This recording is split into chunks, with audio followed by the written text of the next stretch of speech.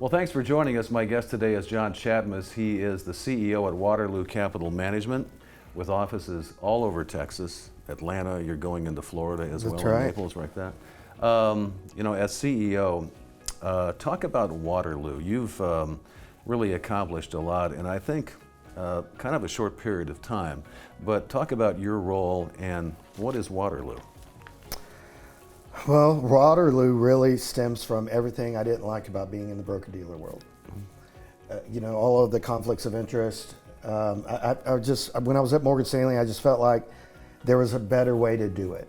And so I wanted to get out, I wanted to build a conflict-free environment because no one advisor can be a subject matter expert on all things. Right.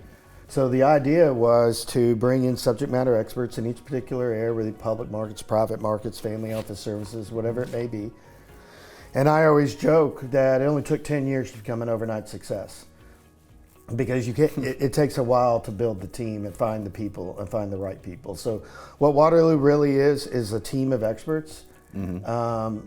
All of our asset management people are all ex-institutional. Right. It's ironic because I'm the only one that's not. And so just kind of an idea of what the investment firm should be and trying to stay out ahead of the curve a little bit to where we think the business is going. Mm-hmm. So I always say I'm not building my mom and dad's RIA. What I'm building is where I think the business is going. And that has a lot to do with advanced planning and access to alternative investments. And you're Texas born and bred, right? Before you even got into the financial services area, what were you doing?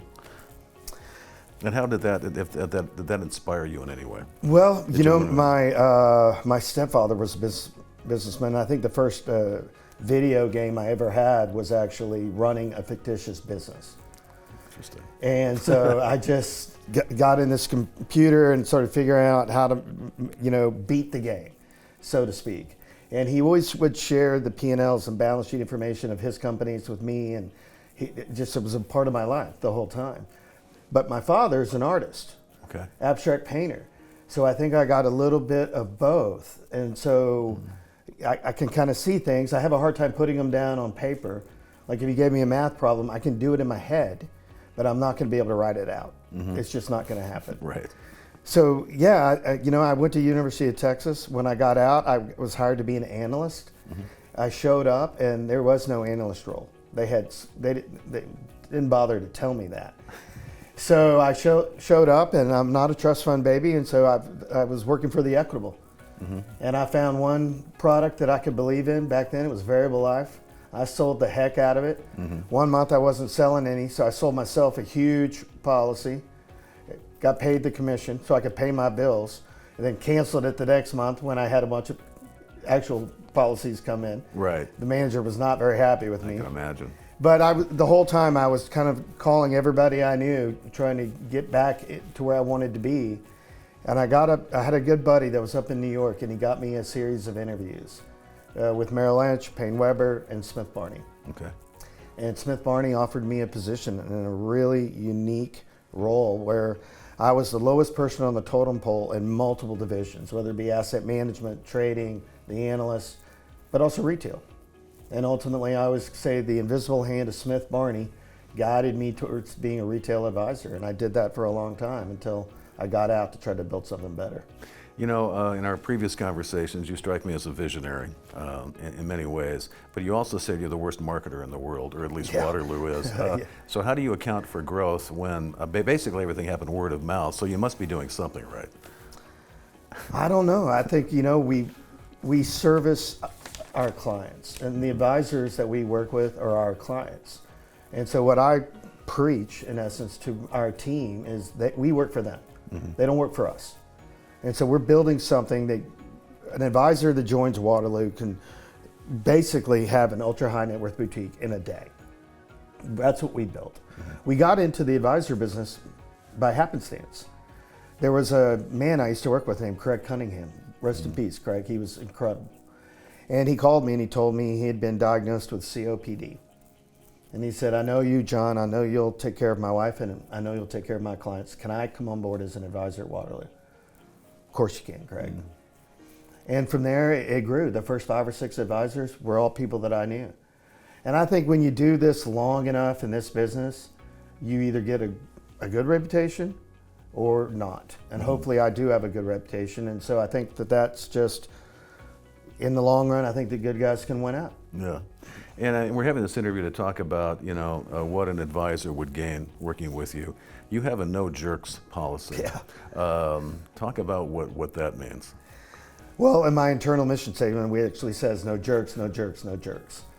So we want to work with like-minded people. We want to work with good people. I think if you came into my office, you would see that it's a great environment. People that didn't even know each other are now super close friends. They play golf, the analysts, they play golf together every Saturday, whatever it may be, but we're not just aggregating to aggregate, right? We want to grow like anybody. Anybody says they don't want to grow, they're probably fooling themselves. Of course we want to grow, but we don't want to grow at the expense of culture. I want to make sure that when I walk into that office, that I want to be there, and everybody wants to be there. You can feel the energy. We just hired a new managing director for the family office services business, and she worked for one of the big banks. We won't say who, but in their trust and estate department. And she gave me the sweetest compliment. She said, when I walk into your office, it is full of energy. Everybody wants to be here. She goes, in my office, it's like a morgue. So I made her the offer, and it was funny. She actually went and resigned before I even sent her contract. I was like, man, you really must have hated working there. But yeah, that's really it. We say no more than we say yes to advisors that want to join us. It really needs to be a good fit for them and for us. And I think that's really important. I mean, if you're in this business, you remember the day you fired your first client. And I had a client back in the IPO days in the late 90s when I was at Morgan Stanley. But he was my biggest client. It's very important to me because I was young, I was newly married, had a new baby, and this guy would call me up 3 or 4 times a week and just chew me out for nothing.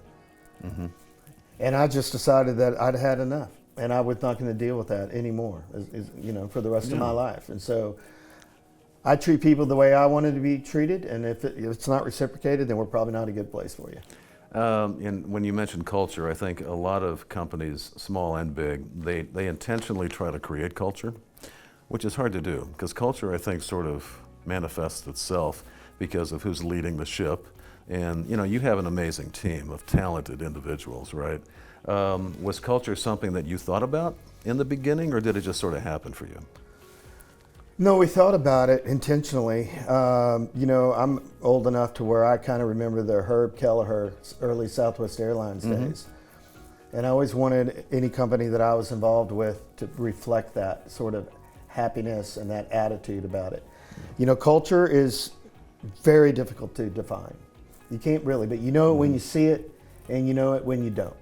So, I was interviewed not too long ago, and I said it's sort of when attitude and aptitude collide. Right. And so, yeah, it is intentional. When we're hiring, we're very much personality based. Like I asked them, we were interviewing for a new junior analyst recently, and I think my favorite interview question was, would you rather fight a horse-sized duck or 100 duck-sized horses?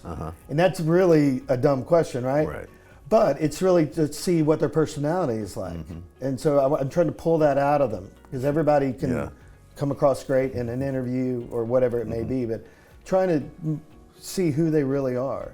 Because in all cases, for us, assuming aptitude is similar, we're going to hire for attitude. So thinking about the advisor, again, they're not a jerk. Who's a good fit for this? Who are you looking for? We're looking for planning-led investment advice. I believe that the plan for the client determines the portfolio. We're not looking for aggressive options traders or things like that. That's not really what we do. But we run a planning-led practice, if you will. The way we approach it is more of an endowment theory, right? With the combination of public, private, and direct investments. But we just do it at an institutional level.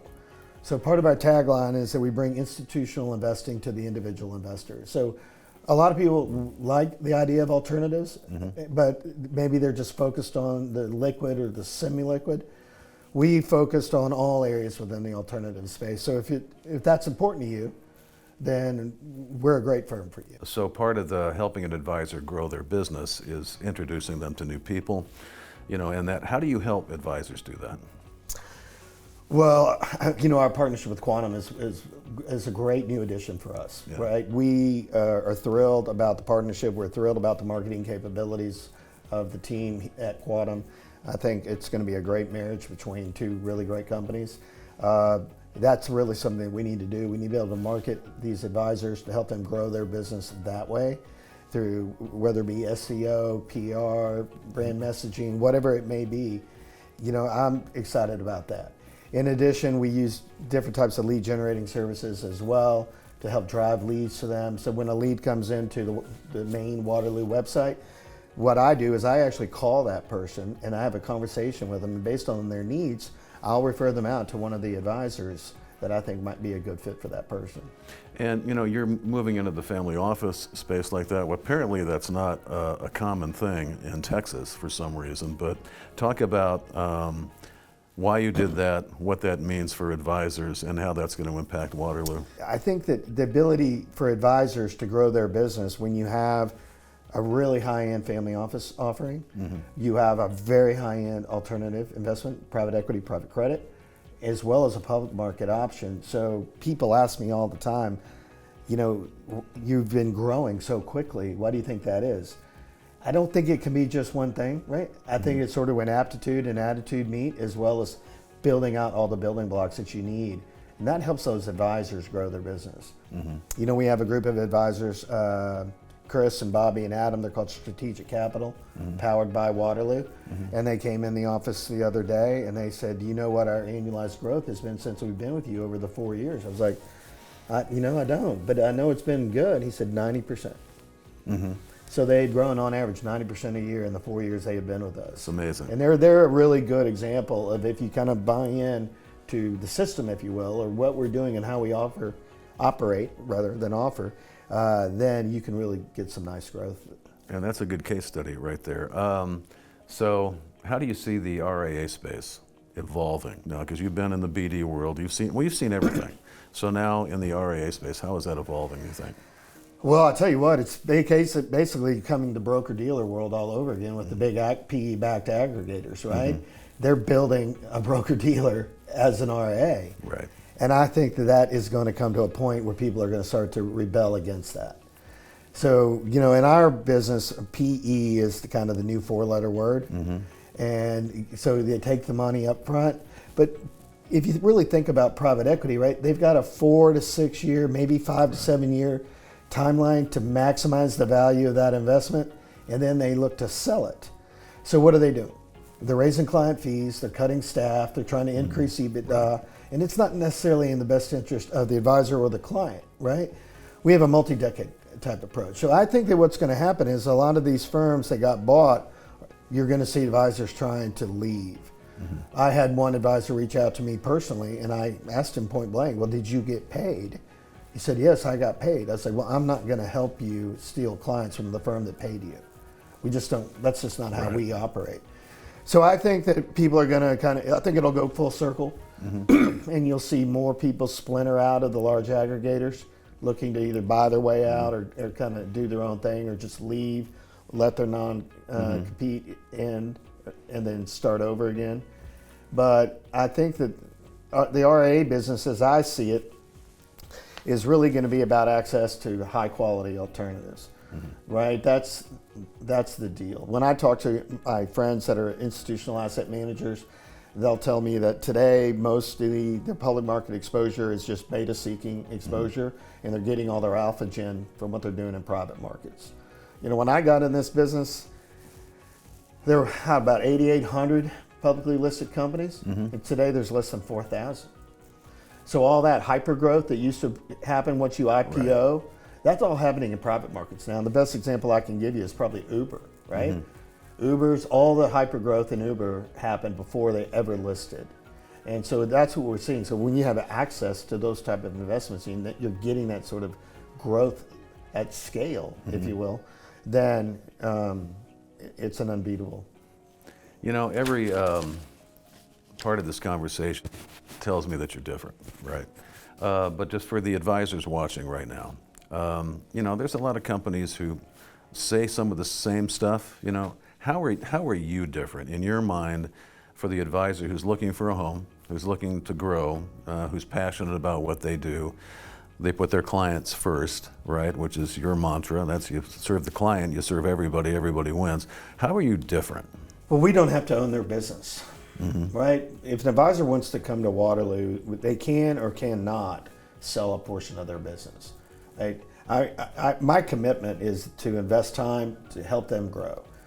And how are we different? You know, everybody says the same stuff. I'd say you probably would just need to talk to a few of the advisors at Waterloo and let them answer that question for you, because I can sit here and tell you why we're different, but everybody's going to say the same things. I think that we approach everything with a servant's mentality. You know, we're here to help them grow. And I joke around with them all the time, is that I want you to grow your business and make me pay more for it in the future. Right? I'm going to help you make me pay more money for it. But I think that's probably it. I mean, we just take everything from a servant's mentality. We're here to serve the client, which in this case is the advisor. We're here to help them grow their business. You know, my wife, I don't know why women are so much smarter than men, but they are. You know, it's about 6 months ago, I was talking to my wife, Christy, and I said, you know, honey, I'm 57, I'm now 58, but I was 57 then. I said, I'm 57 years old and I'm not sure I know what God's plan is for me.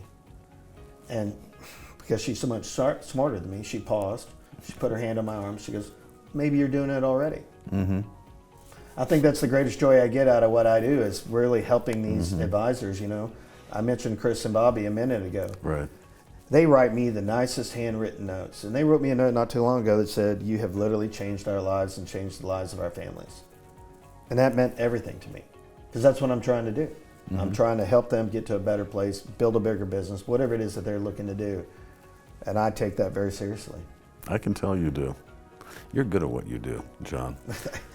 John Chatmas, CEO at Waterloo Capital in Texas. And again, if you're an advisor and you're watching this video, it would behoove you to have a conversation with him. If you're looking for a home, or if you're looking for a better way, I would advise you to reach out to John and Waterloo. Thanks for watching.